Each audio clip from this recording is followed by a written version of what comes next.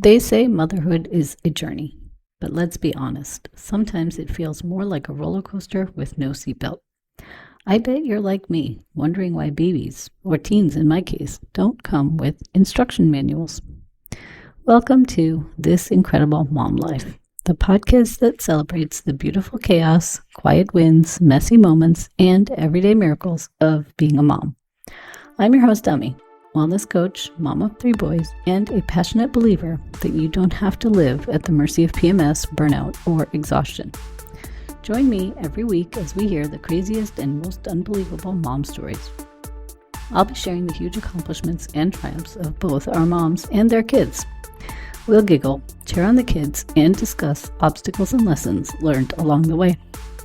If you are struggling to be the best mom you can be, how open-minded are you to booking a free call with me? You don't have to live at the mercy of your cycle, and you definitely don't have to do it alone. Give yourself permission to let me be part of your support system. I believe that you weren't meant to just survive motherhood. You were meant to thrive in it. Hi, we meet again for another episode of This Incredible Mom Life. I have my final Supermom guest of 2025 with me. Today's guest is Lori Fitzgibbons, founder of My Health, My Life. Lori is a physician assistant with over 20 years of experience across family practice, urgent care, preventive medicine, skilled post-acute rehabilitation, and integrative weight loss. She's also a certified health coach with advanced training in functional nutrition and integrative ADHD care. She's a mom of 3, a gap year traveler, and has world schooled her kids, navigating ADHD and dyslexia along the way. Experiences that deeply shape how she approaches health, learning, and resilience. Throughout her career, Lori kept seeing the same pattern: smart, capable midlife women showing up exhausted, foggy, inflamed, and gaining weight they couldn't explain, only to be told their labs were normal. Not because they were fine, but because the system wasn't built to support women through perimenopause and midlife health transitions. As the research evolved around hormones, metabolism, inflammation, GLP1 therapies, and lifestyle medicine, Lori realized women don't need one solution, they need an integrated approach, one that brings evidence-based medicine, nutrition, mindset, and identity together. Through My Health, My Life, Lori helps women understand their bodies, reclaim their energy, and navigate midlife health with clarity and confidence, not through restriction or shame, but through science, compassion, and sustainable change. Her mission is simple: to help women feel like themselves again with the tools, support, and information they've always deserved. Thank you, Lori, for taking time out of your day to be here with me. Good morning. Good morning. So tell us who you are mom to. I have 3. It's girl, boy, girl. And my oldest, it's her first year in college. And then I have a 14-year-old and an 11-year-old. Nice. I also have a 14-year-old and a 12-year-old, and a 16-year-old. So we're pretty close in age there. All right. Well, tell us a story. So mine's a little bit different. It's not just a one particular story. So I just wanted to talk about the time that we were in normal suburban life doing our daily activities. And my husband and I were just sitting down watching a random YouTube and decided to do our budget to see if we could travel and not live in our house. And once we did our budget, we realized it was actually cheaper not to live in kind of our high income area and just to wander around for a little bit. So we did that in January, and by June, we had rented our house out. We took a gap year. We went to 15 different countries, or we have Nice. gone to 15 different countries since that time.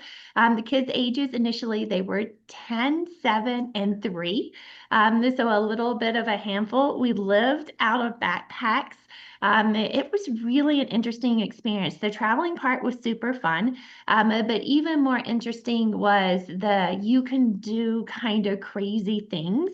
It doesn't, sometimes it is nice to think outside the box. Sometimes you just daily life just starts to be so repetitive, it's worth taking a break and thinking about other options. And I'm not going to say that the whole time was completely stress-free, but we learned that we could do it. And there were so many things that we enjoyed. And we actually did it just on one income, and it was cheaper for us to travel. I think the place we stayed in Spain was like $600 for the month, and we found a few places like that as well. And then we've done it twice. So then we came back and we did it 2 years ago. We had to do a little bit more compact because we picked up some pets in the meantime, and we didn't want to leave them alone that long, or with the pet sitter that long. But yeah, I've really enjoyed it. And then more recently, I just randomly applied for a job in Canada, just for a different life experience, and that's going to start in a couple months. One of the things when we travel that I always thought was kind of funny that my kids would do. They'd always wake up in the morning and go, "What land are we in?" Especially the 3-year-old. Like, where are we? What land are we in? Or what land was that? And we would be driving through some of the most beautiful scenery, and my husband and I would just be kind of in awe. And we're like, "Kids, look out!" They look out the window and they go, "Oh, wow!" So, I'm like, so they've had just a few different experiences than our typical suburban neighbors. Yeah, that's pretty cool. I love that your little one was like, "Where are we? What land are we in?" Like Yeah, the way she described it, and all of them were, yeah, it was always, "What land are we in?" And I just that, thought it was the cutest way of phrasing it. yeah, that's pretty cool she's a experienced world traveler already. Yeah. Wow. How does that make you feel as a mom? Like, how was that experience for you? I love that we got to do that. Now, I will say being gone kind of intermittently for a year can be just a little bit tricky with those long-standing relationships that the kids grow up with. But anything you do, there's benefits and there's things that are bumpy. And for us, the travel part, and we've talked with the kids several times, the benefit of it was way higher than kind of that bumpiness of kind of reintegrating and things like that. We also during that time, because I was homeschooling or world schooling, like we call it, we found out that my kids had dyslexia. I kind of stumbled through that on my own and figured that on my own. And when we came back, I was able to do much more resources, and I could actually teach to them. So we did things in quite a bit different way through world schooling. I taught them the way that we teach dyslexia on the reading, and we really went into their passion. So we learned history through being in the museums, through having our hands on things. The science we did with our hands, going through the forest. We went through old growth forest. We went through tidal pools. But learning in those ways were fun for the kids, and it was fun for me. I learned probably more in the travel year than I have in a very long time myself. But yeah, that experience is something that I feel like it's nice to think about. And if it's something that's your comfort level, you're willing to do it, it is possible. So I'd love for everybody to think and know that sometimes things like this are possible, and it's not as hard as it sounds. Wow, that's amazing. I That sounds so fun. So if any mom is listening and they have questions, get in touch with Lori because she'll be able to help you out if you want to world school your kids for a little bit. Yeah. Nice. So you work right now with in obesity medicine, right? And Mhm. I know GLP1s are very big. Everybody talks about them. Everyone's on them. Mhm. Can you give a brief introduction of what a GLP is and how it helps people lose weight?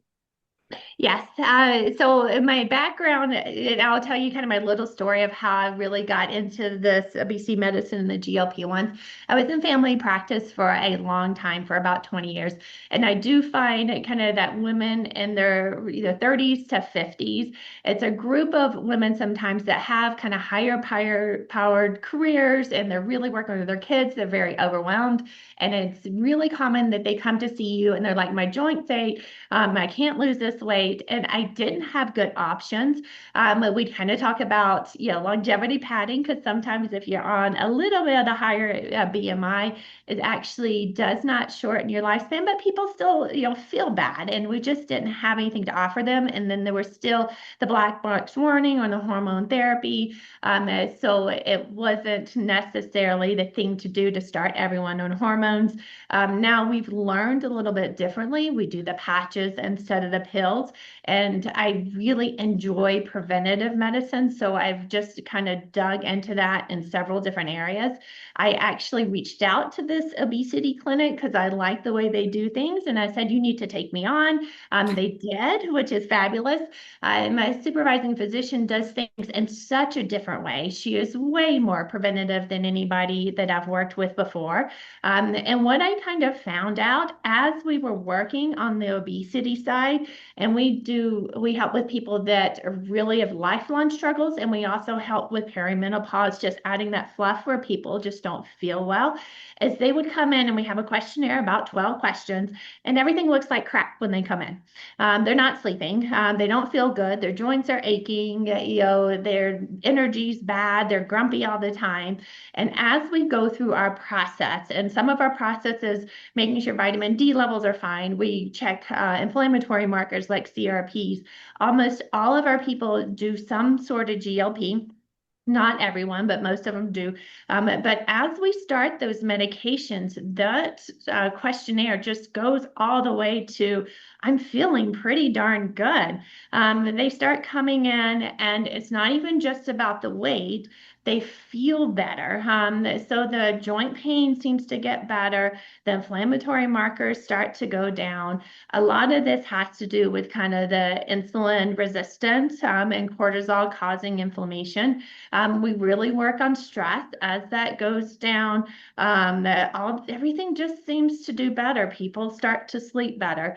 So I've been fascinated with how much these GLP medicines don't just help with weight, that they help with other things as well. So I've dug into that a little bit more, and I've found some other PAs that kind of specialize in that area that have been using it more for autoimmune type conditions, post-viral type conditions.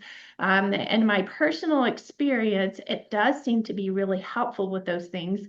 And then also we're seeing some benefit with maybe less dementia. There's heart disease. There has an indication for less heart disease, especially with diabetes. So a lot of other benefits that seem to be related to the inflammatory cycle. And the more I look into it, it just kind of fascinates me, the amount of improvement I see. And it doesn't generally even have to be the full doses. People are starting to do kind of these micro dosing type things. And I love using it kind of around perimenopause and that sort of thing as well, because it just seems to make things simple and people feel a little bit more like themselves. Nice. So you mentioned a lot of benefits in there in addition to weight loss. So there's better sleep, stress reduction, cardiac benefits, mental health, or I guess dementia prevention benefits. That's great. That's Mhm. amazing that it can do Yeah. that. And it sounds weird because I'm a very evidence-based person. So anytime someone says, hey, it just fixes everything, I'm like, oh no, don't listen. But and GLPs, they're not going to fix everything, and they're not for everyone. Absolutely don't do it because everybody else is doing it. If you're doing well with lifestyle and eating enough protein and lifting enough weights, and you're sleeping good and you feel good, I would not start a GLP just because you feel like it's the popular thing to do. But I do think it can be part of your arsenal as my labs are fine. I can't figure out why I don't feel good and I just need some extra help. I think there's a space for it. Nice. Is there any contraindications to GLP-1s? Some people just don't tolerate them that well. But when our clinic, I find that to not be that terribly common because we go so much slower than primary care. The prescription branded ones are set doses, Mhm. and sometimes that's just too much. So we do use some compounding ones, and my conversations are a little bit unique. I don't generally give people a standard way to take it. I'm like, well, let's start with this. If this feels bad, let's go down. Let's split it to twice a week. Let's find your balance. One time, some of the times I don't like to use it is if people actually stop eating. That's not the goal of the medication. We're not using it for calorie restriction. So you really need to get enough protein and that sort of thing. In our first set of studies, when they were giving the mice super high doses, they did see an increased risk of a certain thyroid cancer, but that has not played out. Um, we worry about gallbladder, we worry about pancreatitis, but it's not really necessarily the GLP that does it. Weight loss causes pancreatitis and gallbladder issues. And if you separate out the weight loss from the medication, our newer studies seem to say it's more on the weight loss side. Now, some people get constipated, some people get nauseated, some of those things we can work around. Generally, the way I describe it, if you're taking it and you're feeling good and healthy, it's probably helping you. If you're taking it and it makes you feel like crap, it's not going to be what's right for you. Yeah, easy. It's a Yeah. very individualized approach. I like that. Mhm. And you're like, if it works, keep using it. If it's not working, let's adjust or figure something out, Mhm. right? Yeah. So Mhm. that's great. Now I know there are, like you had mentioned, there are like protein requirements and this and that. So Mhm. what are some of the things that people on GLP-1s should be aware of that they should be doing? Everyone needs to be, especially women in midlife, or need to be eating enough protein. Our longevity studies on protein are just a little bit, they contradict each other a little bit. So if you're looking at blue zone diets, they actually don't eat quite as much protein. But after, especially your 60s and probably more like in your 40s, if you eat more protein, it seems to have a little bit more of a longevity benefit because we're trying to build up the muscle. So if we fall, we've got a little extra padding there. But making sure you're eating enough is a big deal with the GLPs. You probably want to increase your fiber too. So protein, fiber, and good fats. There's really a nice place for good fats in our diet to help regulate glucose levels. So we add things like omega-3s and stuff like that, depending on when people kind of crash out on their glucose levels. We don't want necessarily high processed things. We don't want necessarily, super high sugar content. We do want to pull those back because sugar can be inflammatory. But those are the main things to look out for. Hair loss is kind of another thing that really can drive people kind of crazy that can be associated with weight loss too. There are some things we can do to try to eliminate that or to decrease that, but that's probably one of the things that drive people more crazy. Yeah. I know it's not an easy medication, so Yeah. Mhm. it does have a lot of benefits, but it can also have some issues and side effects and things. Mhm. That's great. I loved that introduction to the GLP-1s. I haven't had anyone discuss that yet on the podcast, so that's new. Um, you have a free offer called My Labs Are Normal, but I Still Feel Bad. Yes. And I love that. So talk a little bit about that. So it's just a little bit of a primer. When you're talking about feeling well and feeling healthy, there's so many things that intertwine with each other. So ideally, working on lifestyle and even probably more importantly, working on mental health, those are big things that if we're wanting to feel well and healthy, that we really need to focus on. But that can be super hard sometimes, and sometimes we need a little extra help. So there are some supplement type things that you can look to, things like vitamin D, things like your ferritin level. Your primary care should be looking into those things, but I put this on the list so you know what to ask your primary care for.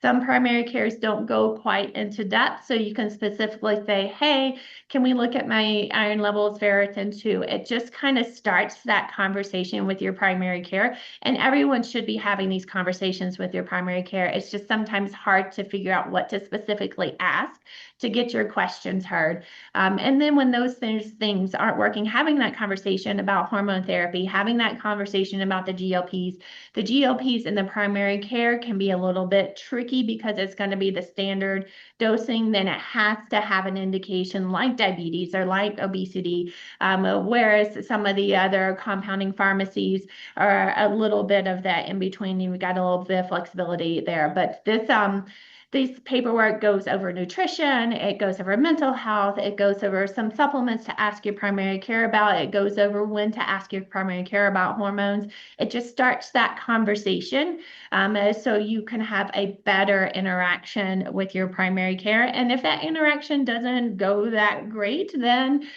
keep looking until you find the primary care that you can have those conversations with.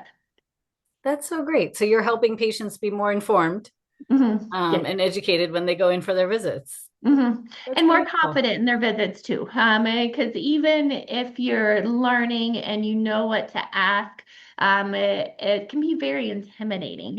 So this just gives you more confidence to ask those questions you want to ask. Nice. And so I will link the free guide down below. So in the show notes. So if anybody wants it, they can grab it very easily. How can people find you and connect with you? So I'm working on my social media. It's something that I would love to do better at, but I'm working through it. I've got two different accounts on Instagram. One is Lori, the integrative PA, and that'll be linked below, and that's my personal account. I also have a website called My Health, My Life, and my end goal of that is to be an interactive platform for other healthcare providers that are also kind of doing coaching and having courses and resources to kind of make it an all-in-one shop to find these things that are easier to find. I've got one on TikTok that's Fitzgiggles for. It's a little less serious, but I'm going to start to flip it around and do a little bit more medical information on all of those. Nice. And I will put all of the links below so people can connect with you very easily. I think this was a great conversation, a great introduction to GLP-1s, and you have this guide that helps patients be prepared when they go in to see their doctor. So I think that's pretty cool. Yeah, this is fun. Yeah. Thank you again for joining me. And thanks for having me. Yeah, this is enjoyable. I sometimes I talk too much, but it's what I do. No worries. And for my listeners, I have two special episodes coming up for Christmas and New Year. Please make sure you're following the podcast so you will hear the two powerful messages that I have for you. And then we'll be back with guests in 2026. Are you struggling to be the best mom you can be? Are you fatigued, overwhelmed, and stressed out? Are you losing precious time with your family because of PMS? If so, sign up for my free gift on how to start living in tune with your monthly cycle. The link to get it is in the show notes below. Use this guide to help you start to eliminate your symptoms of PMS, increase your energy, reduce stress, and fully enjoy this incredible mom life. The way I see it, you have three choices.